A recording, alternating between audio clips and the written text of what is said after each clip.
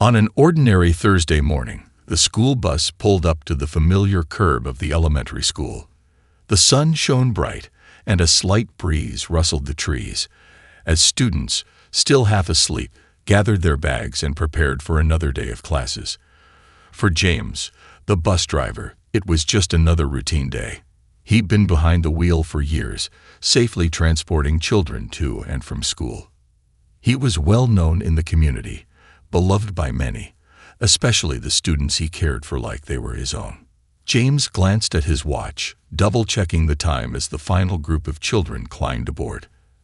As he started the bus, he waved at a few familiar faces on the sidewalk, and everything seemed normal, calm, like it always did. He turned the key and pressed on the gas pedal, pulling out smoothly onto the road. The engine hummed, and the children chatted and laughed, settling into their seats. For a moment, the only sound that filled the air was the rhythmic hum of the bus as it made its way toward the school.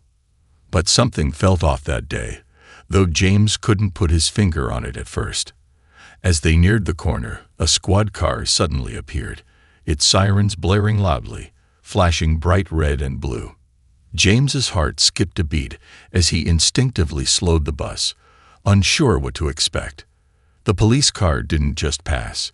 It sped up, pulling directly in front of the bus, forcing him to stop.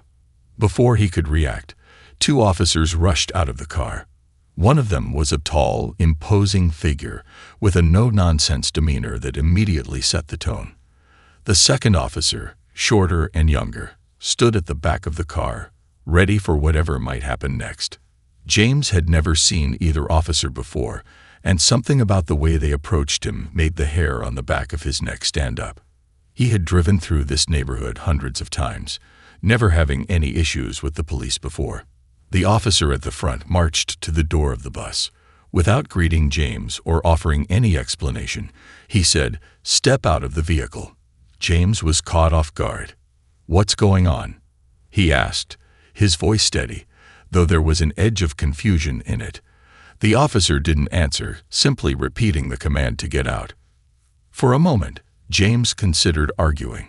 There were children on his bus, and he wasn't sure why they were being detained. But his calm demeanor, honed from years of dealing with unpredictable situations on the road, kicked in. He knew that escalating things wasn't going to help. He opened the door and stepped down from the bus, hands slightly raised to show he wasn't a threat. The younger officer stood back, watching the scene unfold with an air of impatience, his arms crossed. The senior officer looked at James with an intense stare, scanning him as if looking for something. "You were speeding," the officer finally said, though it was unclear when or where that might have happened. James had been following the speed limit, and his route was a regular one, well practiced. He shook his head in disbelief. "I wasn't speeding," James said calmly. "This is my regular route. I've been driving this same bus for years." The officer, unmoved, waved it off. "I'm just doing my job. We'll see about that." He didn't offer any further explanation, and James felt the weight of the moment start to shift. The young officer moved closer, his posture more threatening. James's confusion quickly turned to frustration. He could feel the tension building as the officers surrounded him. Inside the bus, the students had gone quiet. They'd never seen their driver treated like this before. Whispers began to ripple through the rows of seats, each child stealing nervous glances at the officers and then at each other. A few of the older students, who were already aware of the simmering tensions between law enforcement and the community, began to pick up their phones, recording the incident, while others sat frozen in shock, unsure how to react. Marcus, a 14-year-old who had known James for years, watched in disbelief. He'd always felt safe on the bus with James driving, like it was a second home. But now, seeing his bus driver, a man he respected and trusted, being treated like this in front of them, stirred something deep inside him. He had always been a quiet kid, someone who kept to himself. But this felt different.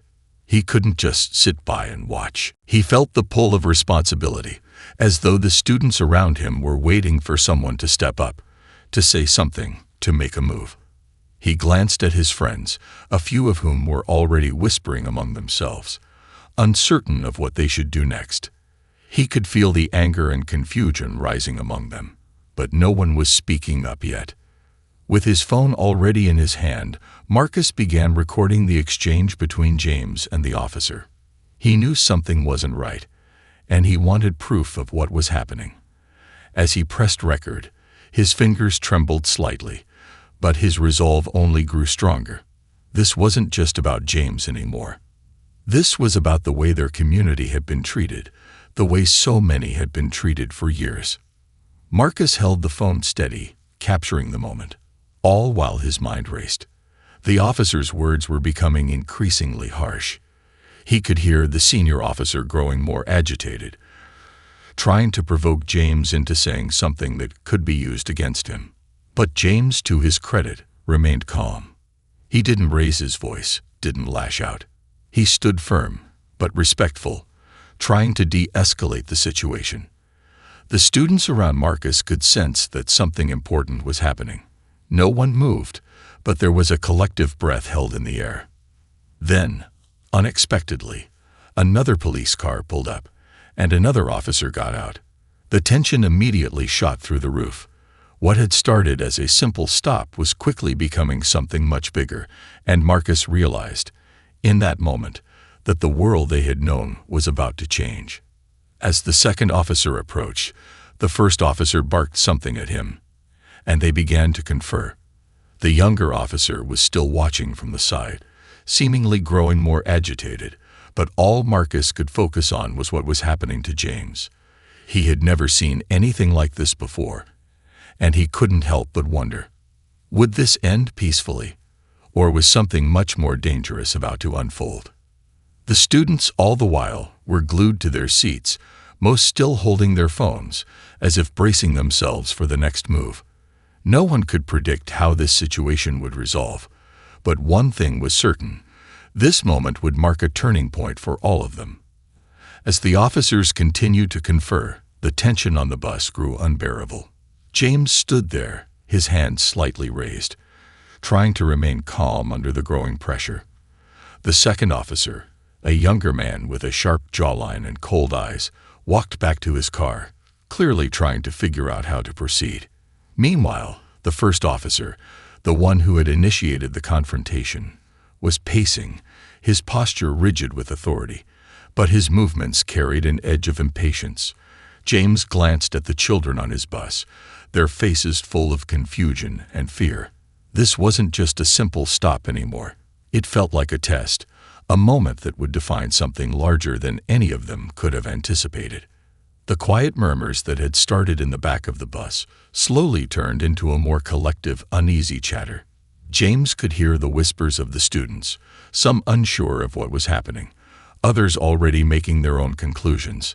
They'd heard about these kinds of situations before, seen them in the news or talked about them at home. But this was real. This was happening to someone they knew, someone they trusted, someone who had always treated them with kindness. Marcus, still holding his phone, looked around the bus. His heart raced in his chest as he tried to process everything that was unfolding. He couldn't just stand there. He couldn't pretend this was a normal day. Not when James, a man who had never done anything but good for their community, was being treated like a criminal in front of them. He had seen it before, the distrust, the tension between the community and the police. But now that it was happening right before his eyes, he realized the full weight of it.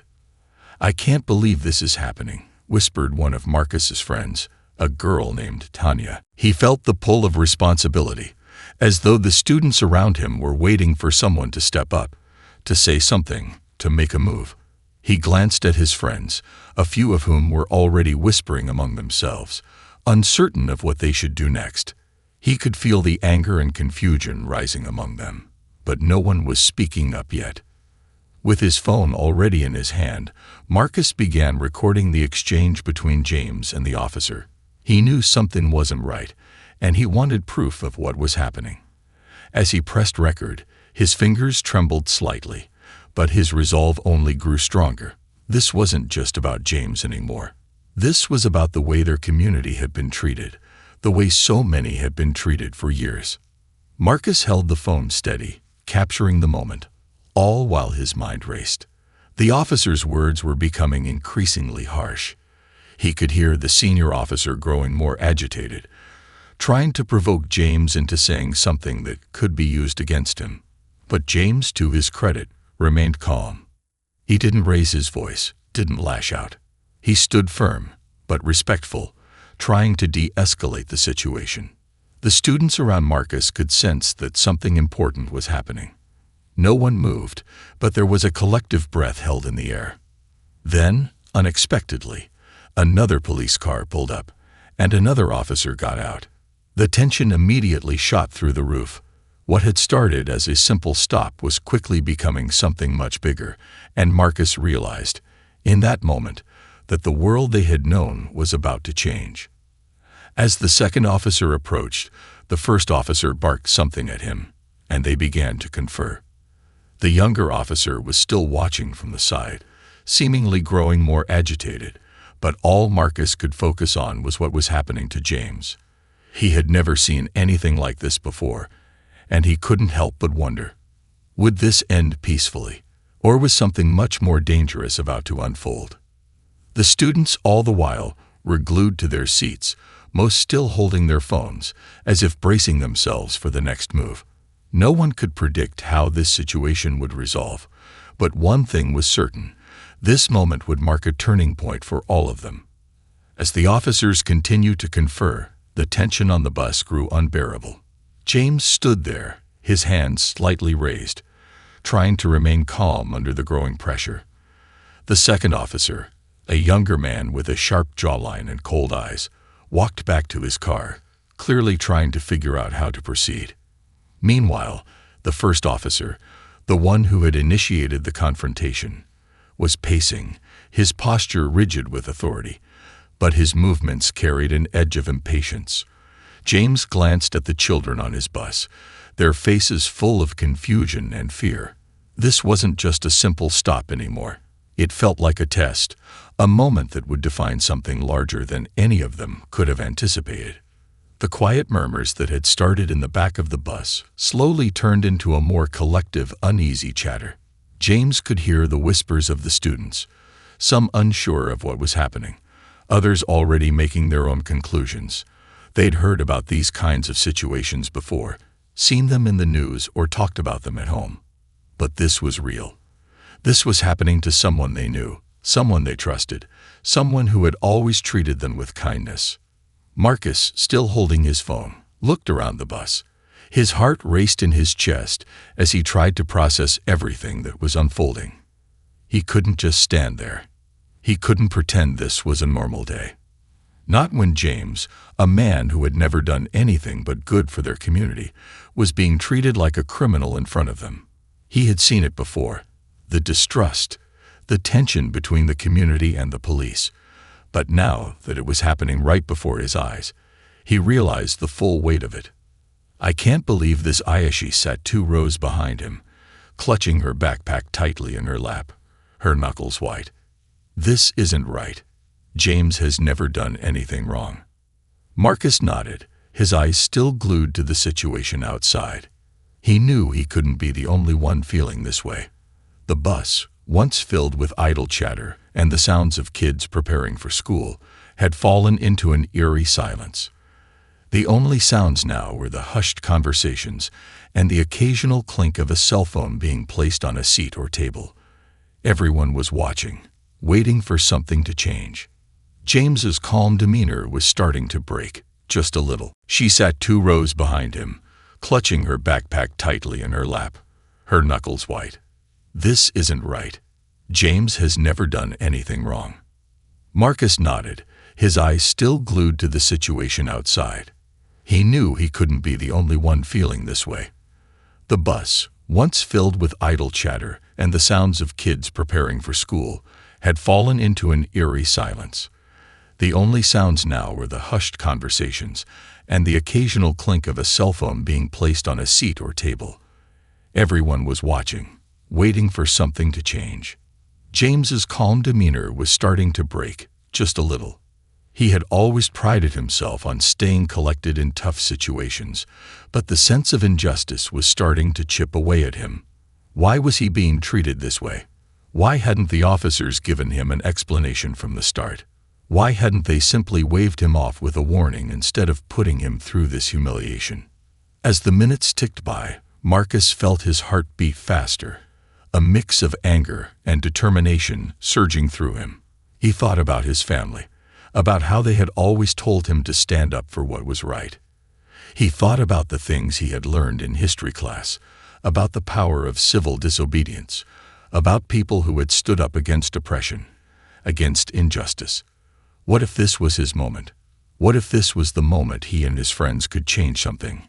He stood up, not sure what he was going to do, but knowing he couldn't stay silent. He wasn't sure if anyone would follow his lead, but he couldn't just let James be bullied by these officers without trying to do something. He walked toward the front of the bus, his steps slow but purposeful. As he reached the front, he could feel the eyes of every student on him. He paused for a moment, looking around. Then he took a deep breath. "This isn't right," Marcus said, his voice clear and steady, but full of emotion. "James is a good man. He doesn't deserve this." The bus fell completely silent. Even the officers paused, their attention shifting toward Marcus. For a moment, no one moved. The air was thick with tension, like everyone was holding their breath. Marcus's words hung in the air, echoing through the bus.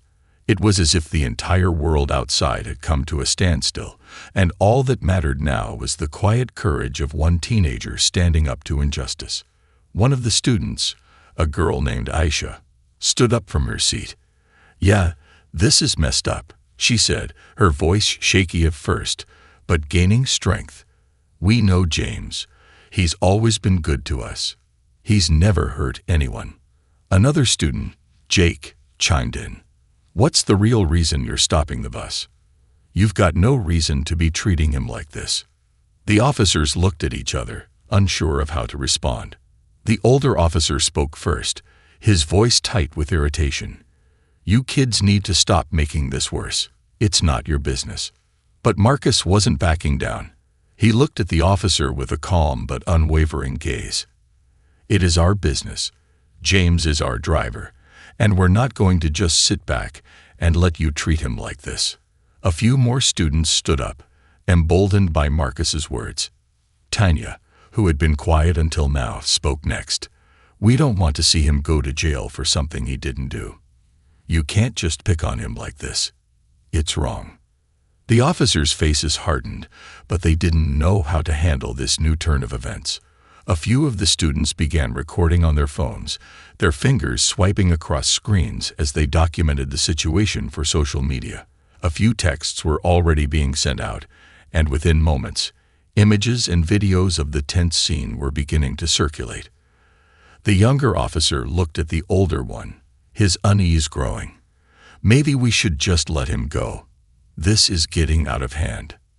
But the senior officer, stubborn and insistent, shook his head.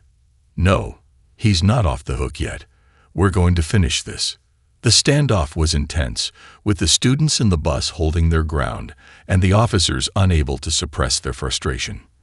The officers, who had initially seemed so confident and in control, now seemed rattled. The kids weren't backing down. They had a voice, and they were making it heard. James, still standing outside the bus, watched this all unfold with a mix of disbelief and gratitude. He couldn't believe the students were standing up for him like this, but at the same time, it gave him a renewed sense of hope. Maybe, just maybe, things could change. As the situation stretched on, more officers arrived, and the tension only grew. What had begun as a simple traffic stop had turned into something much larger. What would happen next? Would the students succeed in making their voices heard? Would James get the justice he deserved? The answers were yet to come, but one thing was certain: the events unfolding on that bus would not be forgotten. The students had stepped up, and in doing so, they had ignited a spark that would change everything. The atmosphere on the bus was thick with tension. the kind that comes when an entire community, represented in the form of a group of teenagers, takes a stand. The officers, still uncertain about how to handle the growing opposition, stood silently for a moment, eyeing each other with increasing frustration. The students had made it clear that they weren't going to sit idly by. They were tired of the system that had allowed injustices like this to continue unchecked, and they weren't going to let this moment slip by without a fight.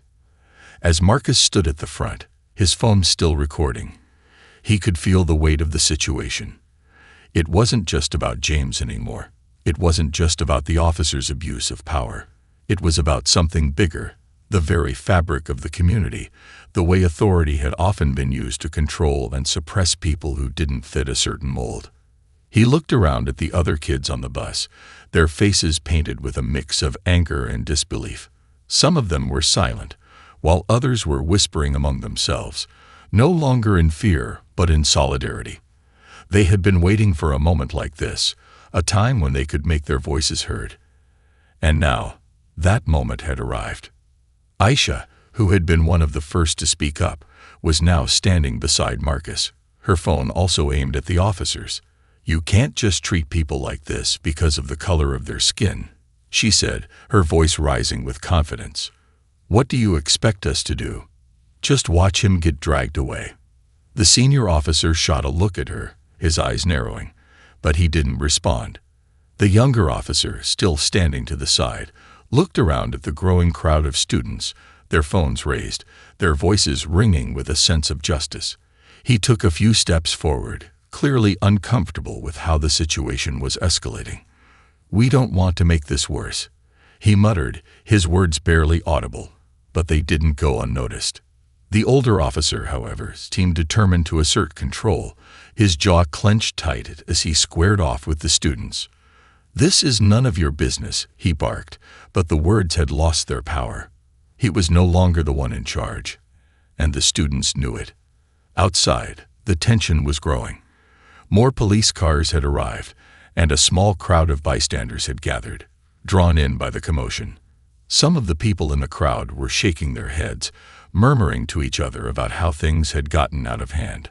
But others were watching with rapt attention, sensing the undercurrent of change that was beginning to sweep through the scene. One by one, more students stood up, their eyes locked on the officers. Jake, a quiet kid who'd always been more interested in books than in politics, was now standing at the front of the bus, his voice firm as he spoke. "This isn't right. You can't treat someone like this, especially when we know they didn't do anything wrong." The bus was alive with energy now, the silence broken by the rising chorus of students demanding justice. Some of them, like Tanya, who had been hesitant at first, were now fully engaged in the moment.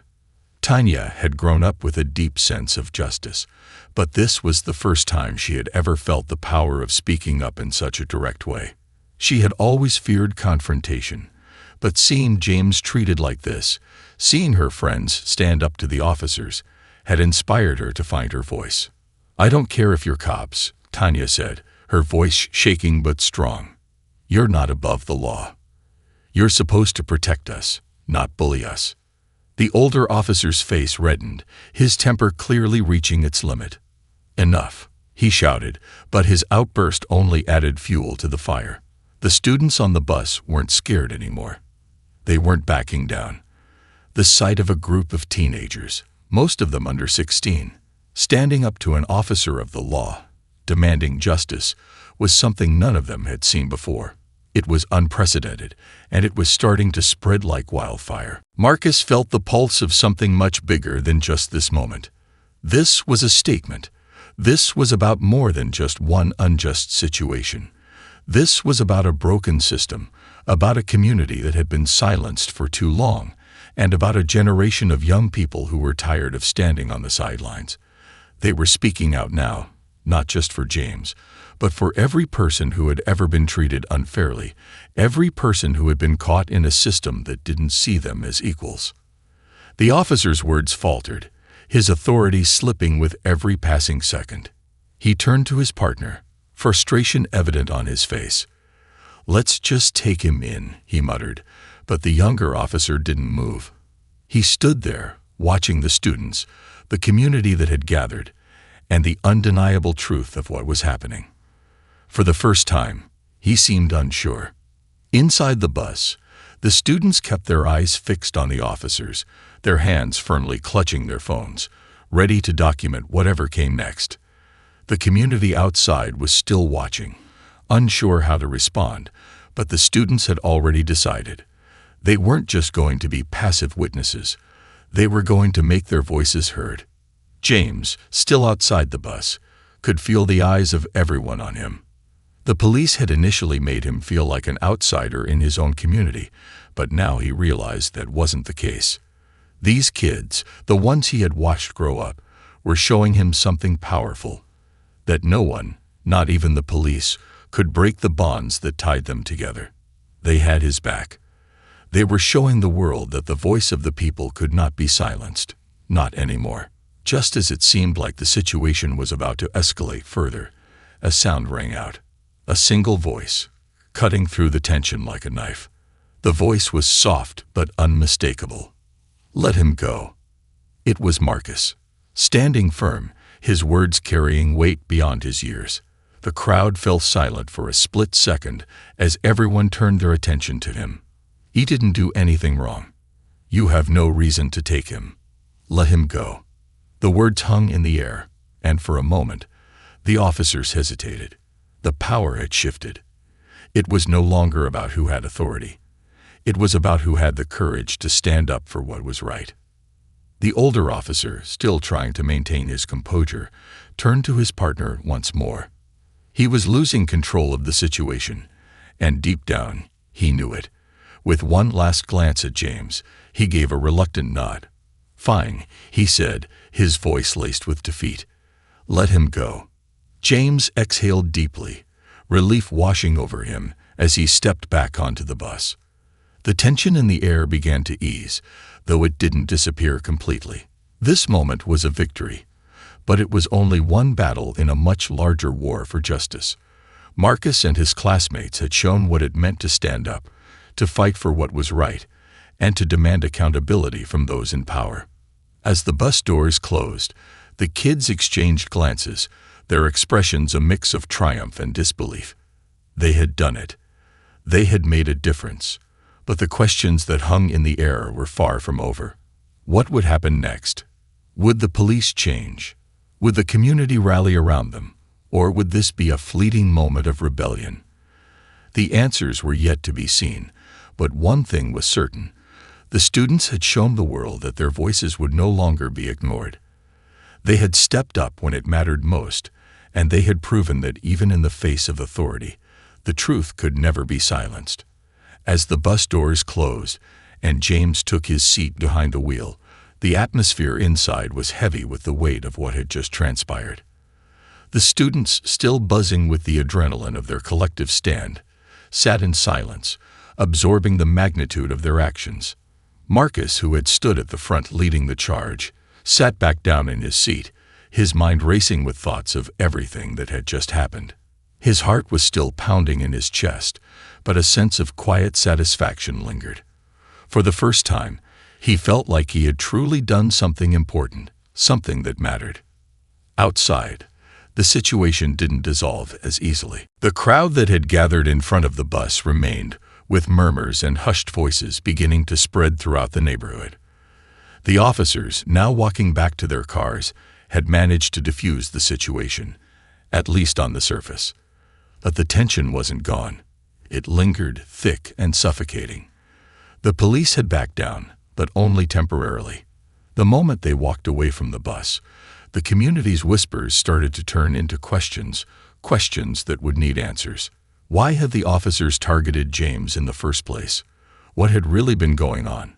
What would happen next? James, though he was grateful for the students' bravery, couldn't shake the feeling that this would have lasting consequences. He knew the system was broken. He had always known, but now it felt like that truth had been laid bare for everyone to see. The act of courage from Marcus and the others hadn't just been about one isolated incident. It had opened a door to something bigger. It had shown the cracks in the system that no one could ignore anymore. As they pulled out of the parking lot and started the drive down the road, the bus was quieter than usual, save for the soft rustle of backpacks and the occasional whisper. Every student was deep in thought, processing the weight of what they had just experienced. Some of them had never seen their town in such a light. They had always thought of their small community as a place where everyone looked out for each other, where fairness was a given. But now, as they passed the familiar landmarks of their neighborhood, the schools, the stores, the parks, they realized that those same places held a deeper, darker reality. It wasn't just about a single moment of police overreach. It was about a system that had allowed such behavior to continue unchecked for years, a system that had never truly seen them as equals. Marcus looked out the window, his gaze drifting to the streets outside. His phone was still in his hand, recording the entire event, and though he had stopped filming once the officers had backed off, he couldn't bring himself to delete the footage. It was too important, too powerful. It was the proof of what had happened, the evidence that this wasn't just a simple misunderstanding. What had occurred was an injustice, and Marcus knew that even though they had won this round, the fight wasn't over. It was just beginning. By the time the bus reached the next stop, the first of many things would begin to unfold. The video had already gone viral.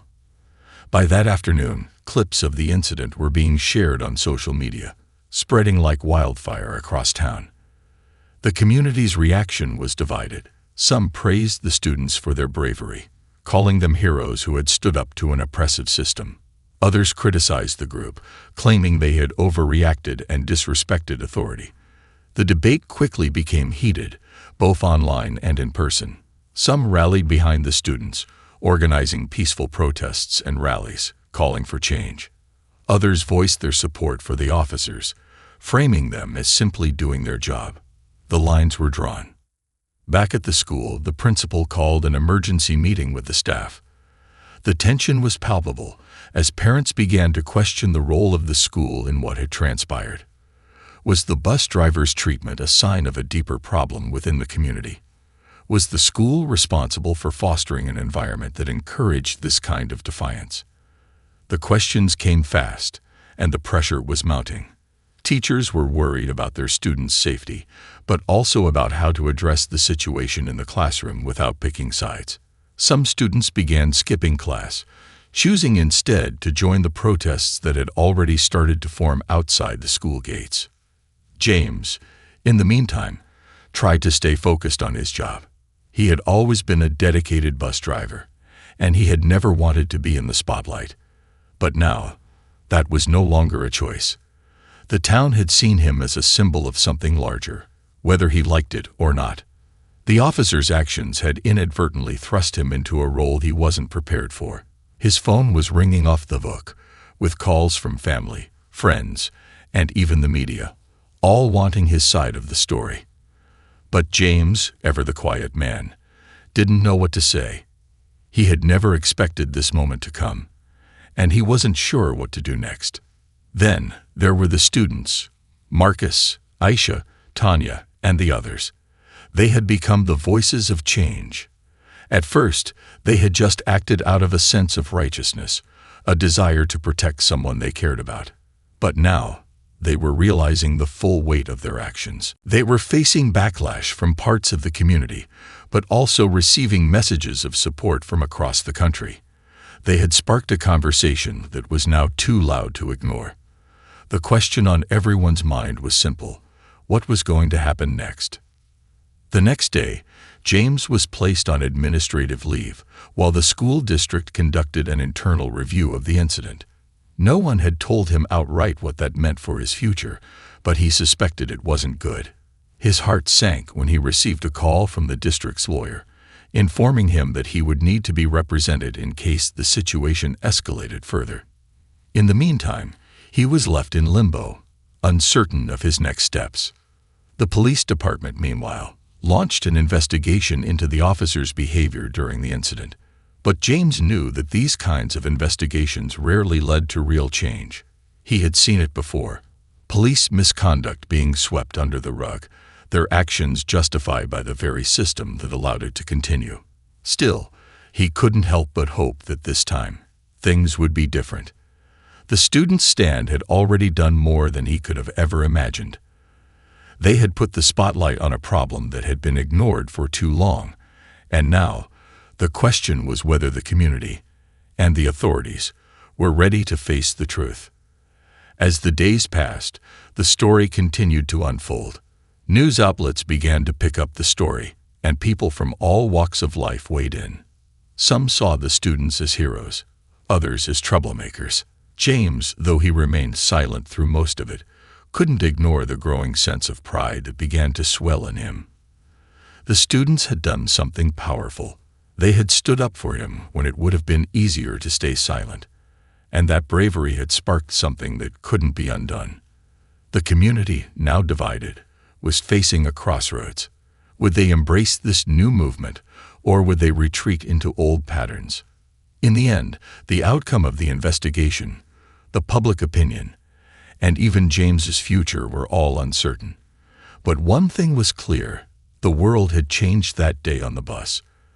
The students had stepped up, they had demanded change, and they had shown everyone, including the adults who were supposed to guide them, that the power to make a difference rested not just in those who held authority, but in the courage of ordinary people who were no longer willing to stand by and let injustice prevail. The days following the incident were filled with a quiet chaos, the kind that seeps into every corner of a community when something like this happens. The town was divided, its heart racing with tension as the aftershocks of the confrontation echoed in every conversation. People were talking, whether they were gathering at the coffee shop, chatting at the grocery store, or discussing the events online. Opinions ranged from fierce support for the students to staunch defense of the officers, each side deeply entrenched in their beliefs. But what was undeniable was that the students had sparked a conversation that could no longer be ignored, and their actions had placed the town on the precipice of change. For Marcus and the others, the impact of the stand they had taken had only just begun to sink in. They were not just teenagers anymore. They had become symbols of resistance, of youth rising up, of a community that refused to let its problems stay buried. For Marcus, the weight of this responsibility was heavy. He had never set out to be a leader, never expected to be the face of something so monumental. But now, every step he took seemed to carry the weight of that moment. He had become the figurehead of the movement, the one whose words were being broadcast on every news station, whose face was now recognizable in every corner of the country. And though he was proud of what they had accomplished, he knew the road ahead would not be easy. At school, things had become strained. Teachers were divided. Some praised the students for their bravery, for standing up against injustice, while others saw their actions as rebellious, disruptive. The school board had sent out a message that they were reviewing the situation, which only added to the uncertainty. Parents were calling in, their opinions all over the map. Some of them were grateful that the students had stepped in, while others were concerned that the protest would spiral out of control. There were whispers about what would happen to James, whether the school district would reinstate him or fire him for the disruption. And in the background, the officers involved in the incident were under scrutiny. The department had promised an investigation, but many people, including Marcus, knew that these investigations often went nowhere. The community's reaction continued to unfold. In the days following the incident, protests began to grow. What started as a small group of students calling for justice soon morphed into a larger, more organized movement. People who had never spoken up before were now on the streets, marching, chanting, demanding change. The social media videos of the confrontation, which had gone viral, became a rallying cry. #JusticeForJames trended nationwide, and the conversations about police misconduct and racial inequality that had simmered for so long now boiled over. People from all over the country sent messages of support, voicing their admiration for the students who had stood up when others might have turned away. But with the support came the backlash. There were those who saw the protests as an affront to law enforcement, who believed that the students had disrespected authority and that the officers were simply doing their job. The debates were fierce, and tensions continued to escalate. James, in the meantime, remained in limbo. He was still on administrative leave, awaiting the results of the district's investigation into the incident. His phone rang constantly, with people wanting his side of the story, wanting to know how he felt about the students' actions. But James didn't know how to answer. He was grateful for their support, but he had always been a quiet man, a man who believed in letting his actions speak louder than his words. The spotlight now shining on him made him uncomfortable, and he longed for the days when his job was simple.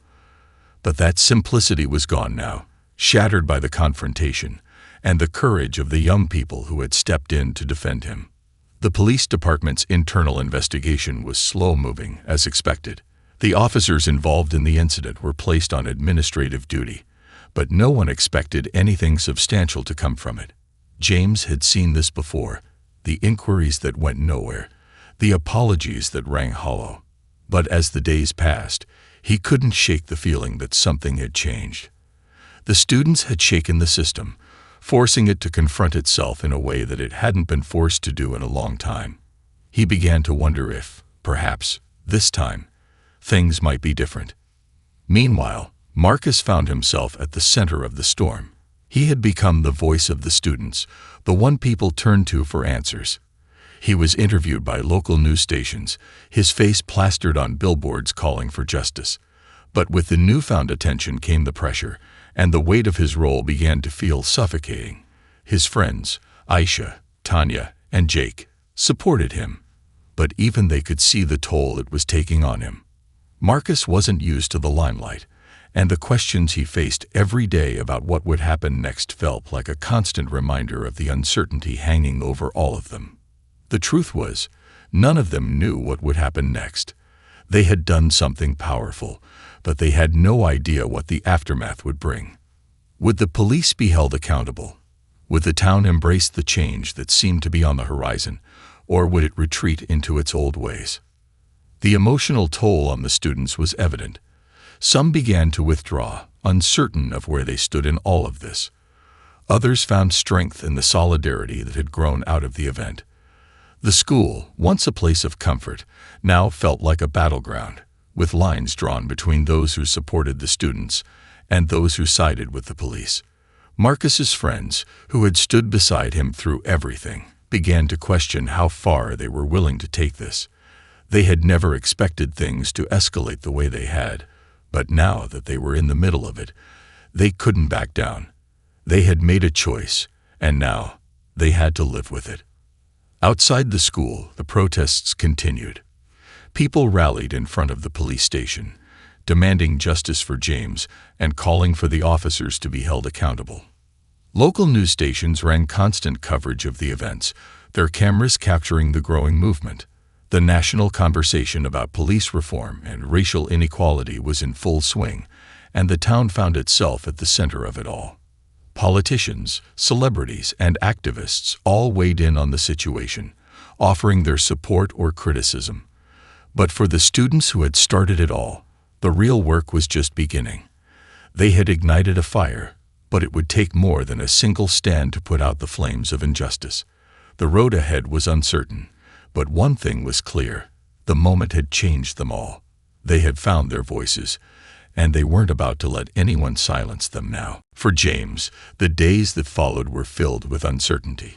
He didn't know what would happen with his job, or with the investigation, or even with the community. But as he watched the students take a stand, he realized something profound. He wasn't alone anymore. They had shown him that courage didn't have to come from a place of power. It could come from the most unexpected places, from the voices of young people who refused to accept the status quo. And for the first time in a long while, James began to believe that maybe, just maybe, things could change. Maybe they could finally start to fix the things that had been broken for so long. But whether that change would come quickly or slowly, he knew that it was only the beginning.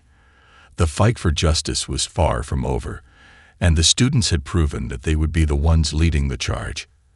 As the days turned into weeks, the ripple effects of that morning's incident continued to reverberate throughout the community. The students, who had once been just ordinary teenagers, had found themselves at the forefront of a movement.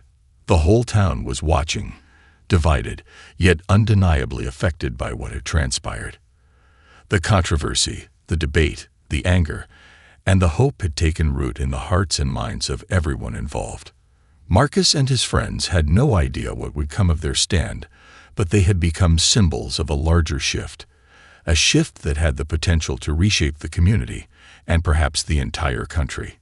For Marcus, the journey of self-discovery began to take shape in the most unexpected ways. He had been thrust into the role of a leader by sheer circumstance, and with it came a heavy burden.